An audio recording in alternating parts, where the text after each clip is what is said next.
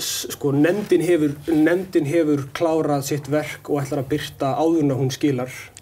Sem sé, það niðurstöður sem að nefndin hefur komist að. En sko, það ekkert samkomulag það að við staðfestum þær. Við þurfum að sjálfsögðu að ræða þær við grasrót og þjóðin.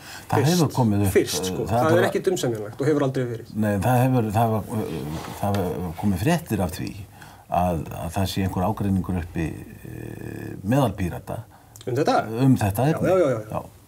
Geturðu lýst þeim ágreiningi fyrir okkar áhorfendur?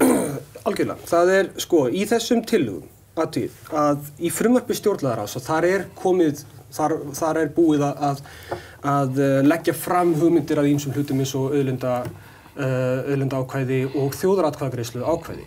Þessar tillögur sem að koma úr þessari nefnd eru veikari að okkar mati, sérstaklega það kemur á þjóðaratkvæðagreiðslunum. Mun veikar heldur frumvarp stjórnlagaráðs og þá spurningin, þá spurningin eru þessar tillögur sem komast úr þessari stjórnarskrárnefnd, eru það raunverulega til lýðræðisumbóta eða ekki?